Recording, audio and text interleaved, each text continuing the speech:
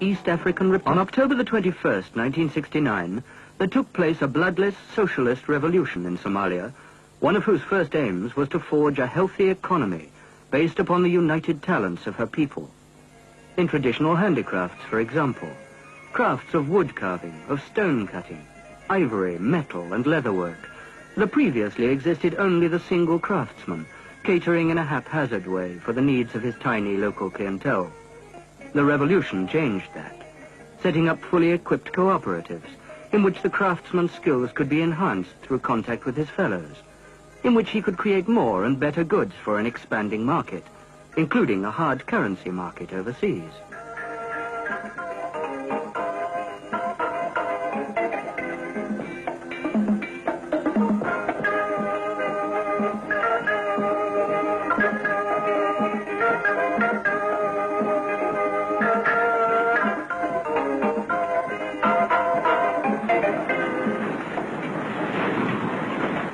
Since the socialist revolution, cotton, for centuries a staple product of the nearby Sudan and of Egypt, has been grown in Somalia on experimental farms set up by the government.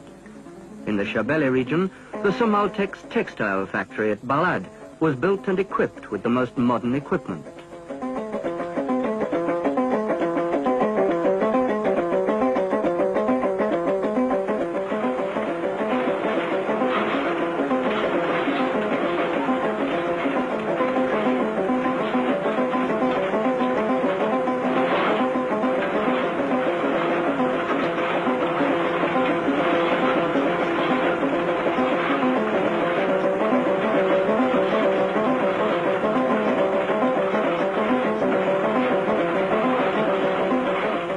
The intention at the outset was to make the country self-sufficient in bleached and dyed cotton fabrics, an objective now achieved with an annual production of 10 million yards. In the government's plan, hard currency resources previously spent on costly textile imports can now be diverted to other vital development projects.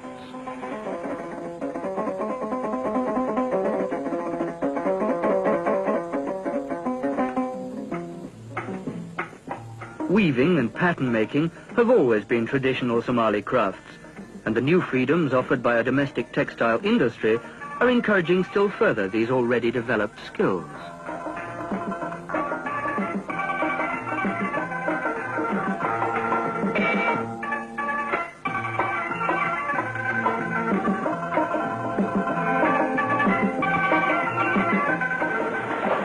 Lying so close to the equator, Somalia grows a great variety of fruits and vegetables.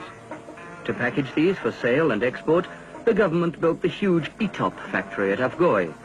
Its positioning is excellent, lying in the very center of the fruit-growing district of the Shabelle and close to Mogadishu's export harbor.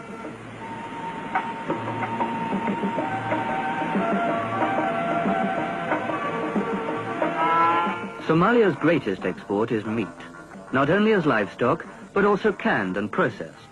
For this reason, the government set up two large canning factories, one in Mogadishu and another in Kismayu to the south.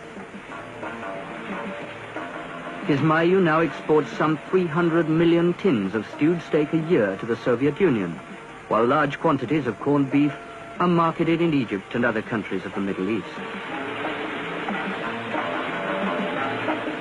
2,000 miles of coastline give Somalia a further natural resource to develop, and fish factories are a growing feature of her coastal towns. The main one at Las Korai in the north is designed to process an annual minimum of 5,000 tons of tuna fish for export. Success in this has led the Ministry of Fisheries and its related agencies to expand their operations and to purchase growing numbers of fishing vessels and storage facilities for the industry.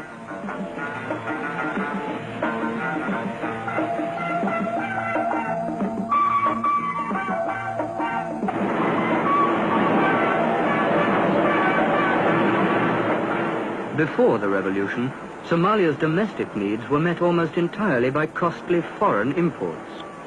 Since 1969, she has gone a long way towards rectifying the situation. The Bail factory in the capital, for instance, now produces soap products, detergents and shampoos, sufficient to meet the entire country's needs.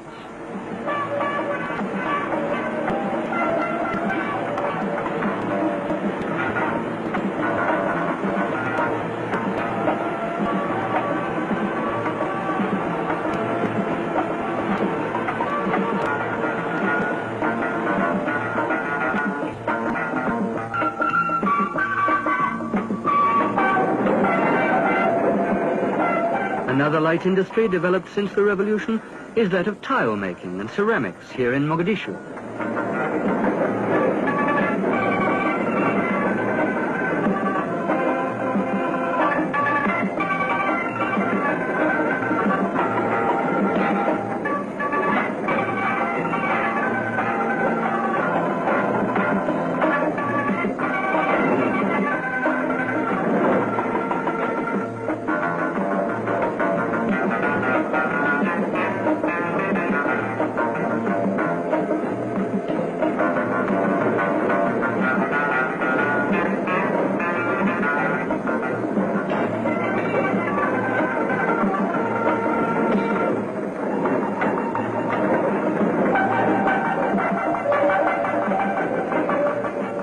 Made entirely from stone quarried locally in Burburay, the ceramics are the work of local craftsmen, encouraged by the flourishing industry.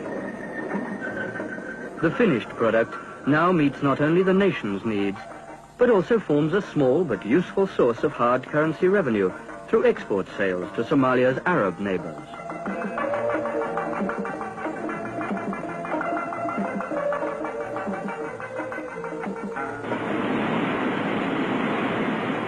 Tobacco has been grown on an experimental basis in Somalia for the past 16 years. Following the revolution, the government undertook to build a cigarette factory in Mogadishu that now turns out over 1 million cigarettes a day.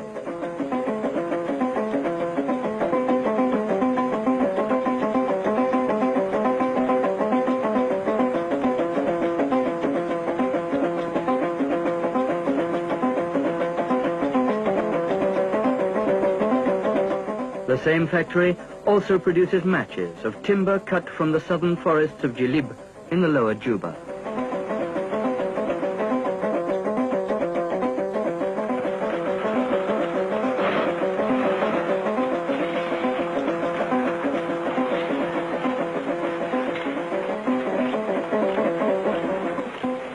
This factory, recently built in Mogadishu, is designed to make pasta, spaghetti, macaroni, rigate, from Somali maize, with the aim of making the country self-sufficient in these very essential, very basic foodstuffs.